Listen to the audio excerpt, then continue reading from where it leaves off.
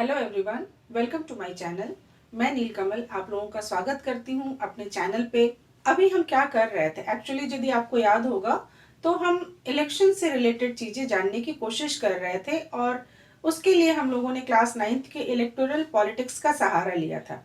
लेकिन बीच में हो गई गड़बड़। क्या गड़बड़ हो गई? काफ़ी रिक्वेस्ट आ गई नेक्स्ट चैप्टर के लिए, क्योंकि बच्चों की डेट शीट आ गई है और एग्जाम्स होने वाले हैं, टर्म 2 फाइनल होने वाला है। तो कुछ बच्चों ने रिक्वेस्ट डाला कि नहीं मैम, आप नेक्स्ट चैप्टर का हमें थोड़ा सा एक समरी जैसा करवा दीजिए ताकि हमें एग्जाम में सहूलियत हो जाए।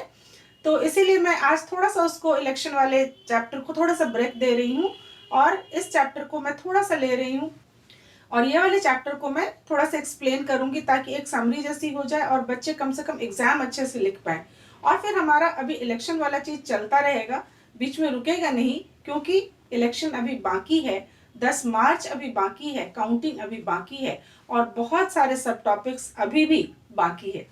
तो चलते हैं हम लोग नेक्स्ट चैप्टर की तरफ, जिसका नाम है वर्किंग ऑफ इंस्टीट्यूशन, जिसकी रिक्वेस्ट आई हुई है। ठीक है, ये बहुत ही आसान चैप्टर है। सबसे पहले जो शुरुआत करती हूँ मैं बात की, वो इससे कि बच्चों ये बहुत आसान चैप्टर है।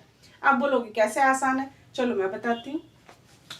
सबसे पहले तो हम देखेंगे कि हमारे चैप्टर का नाम क्या है। ठीक है, तो हमारे चैप्टर का नाम है वर्किंग ऑफ इंस्टीट्यूशन।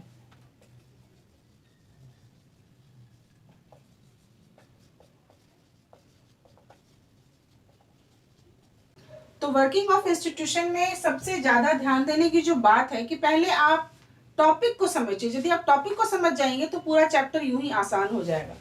हमें पढ़ना है वर्किंग ऑफ इंस्टीट्यूशन। तो पहले आप जानिए कि इंस्टीट्यूशन किसको कहते हैं। ठीक है, और इंस्टीट्यूशन के बारे में स्टूडेंट्स आपको बहुत भरमाया जाएगा, आप बिल्कुल कंफ्यूज मत होइएगा, क्योंकि इंस्टीट्यूशन की जगह पे आपसे कई अलग अलग वर्ड्स पूछ लिए जाएंगे और आप सोचोगे अरे ये तो हमने पढ़ा ही नहीं, या ये तो मैम ने बताया ही नहीं।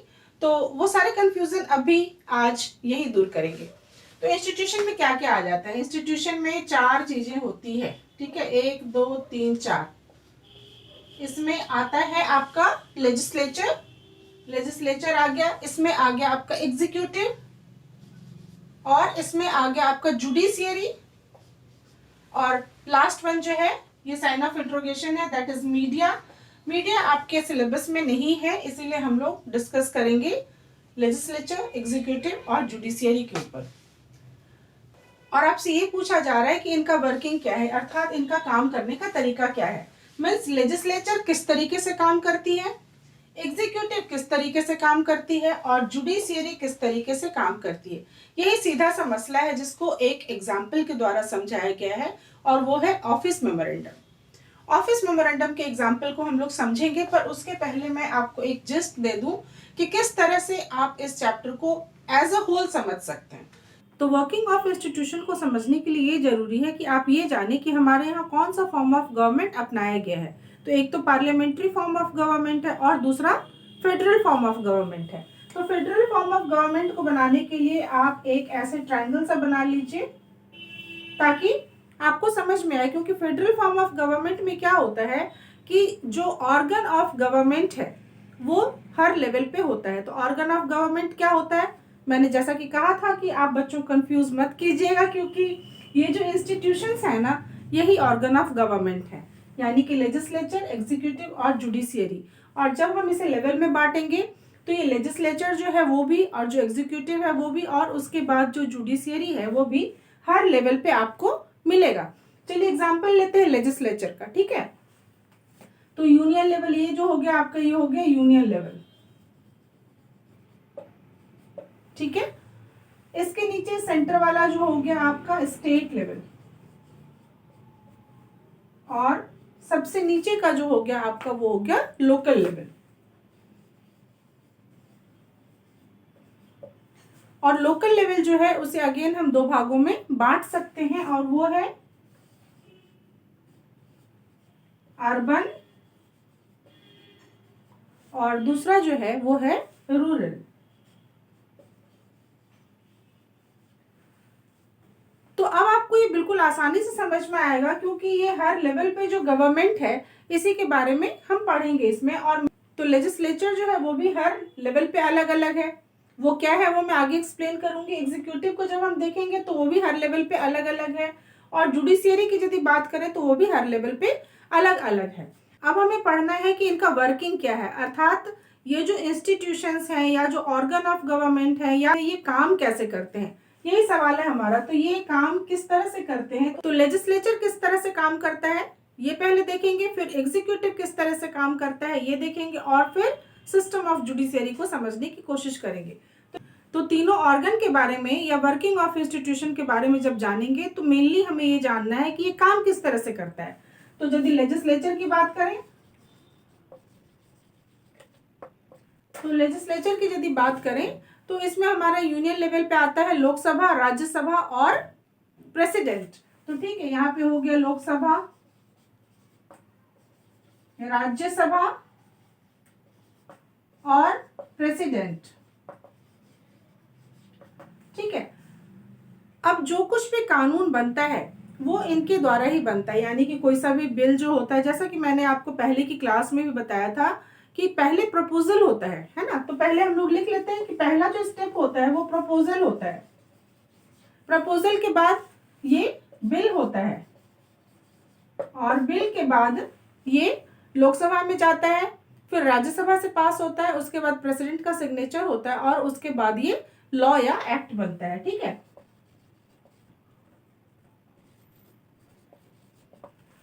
तो लेजिस्लेचर का यही काम होता है। तो ये किस तरीके से काम करते हैं ये हम लोग डिस्कस करेंगे इसमें, और हम लोग इसमें मेनली दो चीजों के ऊपर डिस्कस करेंगे। एक तो यहाँ देखिए लोकसभा, राज्यसभा और प्रेसिडेंट जो है, तो आपको पता है कि हमारे यहाँ पे डुअल एग्जीक्यूटिव है। डुअल एग्जीक्यूटिव का क्या मतलब है कि एक रियल हेड है और एक सेरेमोनियल हेड है। तो यहाँ पे जो आपको लेजिस्लेचर के अंदर एक छिपा हुआ जो दिख रहा है, छिपा हुआ एग्जीक्यूटिव यहाँ पे है, वो है पीएम। ये छिपा हुआ एग्जीक्यूटिव क्यों मैं इसे बोल रही हूँ, क्योंकि कोई सा भी बिल या कोई सा भी प्रपोजल या कोई सा भी कानून जो बनता है वो इनके कंसेंट के बिना नहीं बनता है। और ये कैसे होता है ये हम ऑफिस मेमोरेंडम में देखेंगे, क्योंकि कोई भी कानून यदि बनता है तो इनके कंसेंट से ही बनता है, और उसके बाद लोकसभा में जाता है, फिर राज्यसभा में, और फिर प्रेसिडेंट का सिग्नेचर होता है। तो वर्किंग ऑफ लेजिस्लेचर जो है इस तरीके से काम करता है। इसमें हम लोग एक और क्वेश्चन डिस्कस करेंगे कि difference between Lok Sabha and Rajya Sabha, कि लोकसभा और राज्यसभा के बीच क्या अंतर है, and which one is more powerful, इन दोनों में कौन ज्यादा पावरफुल है, क्यों पावरफुल है, ये हम लोग डिस्कस करेंगे। वर्किंग ऑफ इंस्टीट्यूशन का जो दूसरा हिस्सा है वो है एग्जीक्यूटिव। तो एग्जीक्यूटिव के बारे में डिस्कस करने से पहले ये कॉन्सेप्ट क्लियर कर लीजिए कि हमारे यहाँ पार्लियामेंट्री फॉर्म ऑफ गवर्नमेंट है, और उस वजह से क्या है कि हमारे यहाँ डुअल एग्जीक्यूटिव है। डुअल एग्जीक्यूटिव में क्या है, एक तो प्राइम मिनिस्टर हो गया और दूसरे प्रेसिडेंट हो गए। तो एक हमारे हो गए प्राइम मिनिस्टर और दूसरे हो गए प्रेसिडेंट। ठीक है, अब प्राइम मिनिस्टर जो है ये रियल हेड होते हैं, ये रियल हेड है, और प्रेसिडेंट जो है इन्हें हम नॉमिनल हेड या फिर सेरेमोनियल हेड कहते हैं। ठीक है, तो आप यहाँ पे लिख लीजिए नॉमिनल हेड ऑब्लिक सेरेमोनियल। ठीक है, और एक चीज है, जो पीएम होते हैं इन्हें हेड ऑफ द गवर्नमेंट कहा जाता है। ठीक है, ये क्वेश्चन कई बार 1 मार्कर क्वेश्चन में आ जाता है और बच्चे कई बार कंफ्यूज होकर उल्टा लिख देते हैं, हेड ऑफ द गवर्नमेंट और हेड ऑफ द स्टेट में डिफरेंशिएट नहीं कर पाते और आंसर गलत कर लेते हैं। तो यहाँ पे आपका वो कॉन्सेप्ट क्लियर हो जाएगा कि जो पीएम है वो रियल हेड होते हैं और उन्हें हेड ऑफ द गवर्नमेंट कहते हैं। ठीक है, और जो प्रेसिडेंट होते हैं इन्हें हेड ऑफ द स्टेट कहते हैं। ठीक है, इन्हें हेड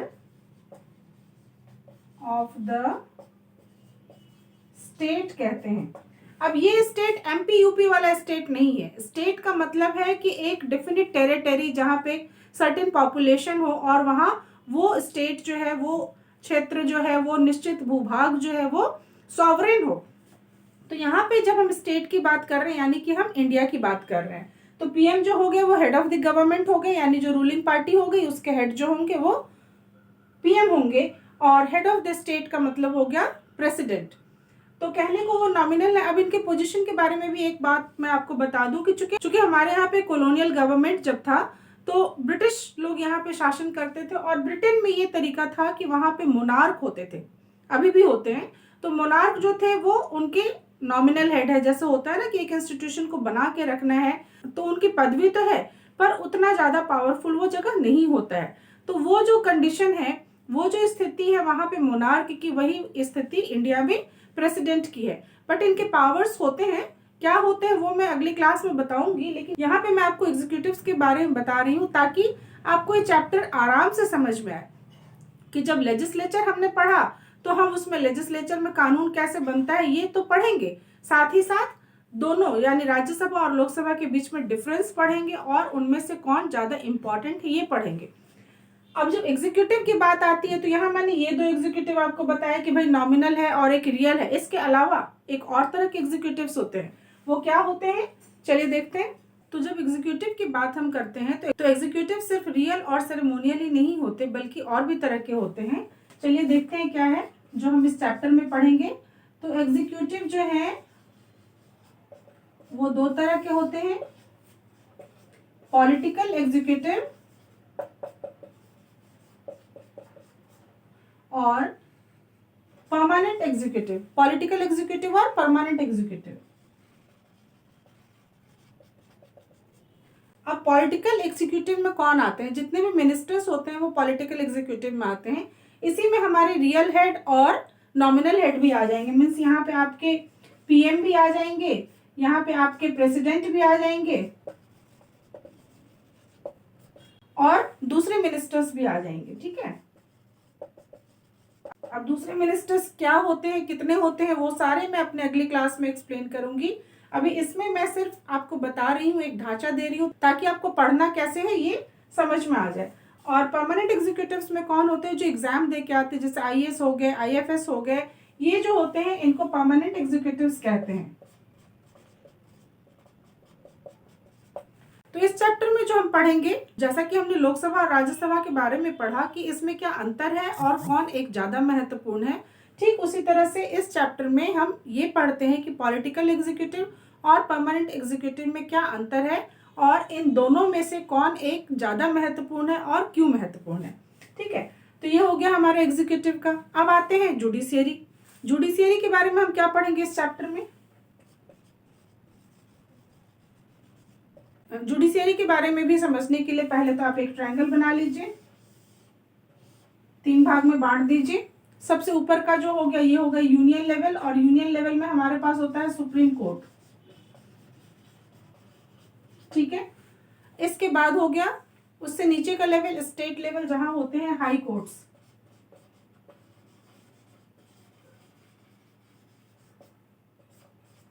और तीसरा हो गया लोकल लेवल का कोर्ट। लोकल लेवल के कोर्ट को 2 भागों में बांट दीजिए, और अर्बन एरिया में डिस्ट्रिक्ट कोर्ट हो गया और रूरल एरिया में पंचायत हो गया। रूरल एरिया में पंचायत हो गया। तो इसमें हम देखेंगे कि जुडिशियरी का क्या काम है, जो सिस्टम ऑफ जुडिशियरी है वो क्या काम करती है, कैसे काम करती है। तो इसमें हम देखेंगे कि कितने तरह के केसेस होते हैं और जुडिशियरी के क्या पावर्स हैं। तो इसमें इस चैप्टर में बहुत ही महत्वपूर्ण ये चीज है कि जैसे पार्लियामेंट हुआ, लेजिस्लेचर की बात कर रहे हैं तो पार्लियामेंट के पावर्स क्या हैं। ठीक है, दूसरा हम आते हैं एग्जीक्यूटिव्स में, तो एग्जीक्यूटिव्स में पीएम के पावर क्या है, प्रेसिडेंट के पावर क्या है। फिर इसके बाद हम आते हैं जुडिशियरी में, तो जुडिशियरी में जो सिस्टम ऑफ जुडिशियरी है उसके क्या पावर्स हैं ये भी हम इसमें पढ़ते हैं। और प्रेसिडेंट के क्या पावर है, जब हम ये पढ़ेंगे तो साथ ही साथ हम प्रेसिडेंशियल फॉर्म ऑफ गवर्नमेंट भी पढ़ेंगे, और वहां पे मैं आपको एक अंतर फिर से करके बताऊंगी पार्लियामेंट्री फॉर्म ऑफ गवर्नमेंट से, कि पार्लियामेंट्री फॉर्म ऑफ गवर्नमेंट और प्रेसिडेंशियल फॉर्म ऑफ गवर्नमेंट में क्या अंतर है। तो इस चैप्टर में कुल हम लोग 3 डिफरेंशिएशन वाले क्वेश्चंस करेंगे। साथ ही साथ वो होगा, पहला होगा लोकसभा और राज्यसभा के बीच अंतर, दूसरा होगा पॉलिटिकल एग्जीक्यूटिव और परमानेंट एग्जीक्यूटिव के बीच अंतर, और तीसरा होगा पार्लियामेंट्री फॉर्म ऑफ गवर्नमेंट और प्रेसिडेंशियल फॉर्म ऑफ गवर्नमेंट के बीच अंतर। और इसके साथ ही आपका ये चैप्टर हो जाएगा फिनिश। तो ये हो गया आपका पढ़ाई का ढांचा, बहुत ही आसान है, कुछ भी ऐसा नहीं है जो इस चैप्टर में नहीं समझने की बात है। तो इस ढांचे के बाद मैं जो अगली क्लास लूँगी वो स्टार्ट करूँगी ऑफिस मेमोरेंडम से, जिससे आपका चैप्टर भी स्टार्ट होता है। ऑफिस मेमोरेंडम क्या होता है और एक्चुअली वो किस तरीके से एक ऑफिस मेमोरेंडम लॉ में कन्वर्ट होता है, ये हम डिस्कस करेंगे। तो ये बात हो जाएगी लेजिस्लेचर की, जहाँ पे हम लोकसभा, राज्यसभा और सारी चीज़ों को पढ़ेंगे। दूसरी बात, जब हम एग्जीक्यूटिव्स पे आएंगे तो दोनों के बीच डिफरेंशिएशन को पढ़ेंगे, कौन ज़्यादा पावरफुल है ये पढ़ेंगे। साथ ही प्राइम मिनिस्टर और प्रेसिडेंट के पावर्स को भी पढ़ेंगे। तीसरी बात आ जाएगी जुडिशियरी की, वहाँ पे हम लोग देखेंगे कितने तरह के केसेस होते हैं, जुडिशियरी के क्या राइट्स होते हैं, और फिर इस तरीके से करके हमारा ये चैप्टर समाप्त हो जाएगा। तो बहुत ही आसान चैप्टर है मेरे ख्याल से। ये एक मैंने ओवरव्यू दे दिया है आपको इस चैप्टर का, और मोस्ट प्रोबेबली नेक्स्ट क्लास में मैं इसे फिनिश करा दूंगी। Thank you so much for watching.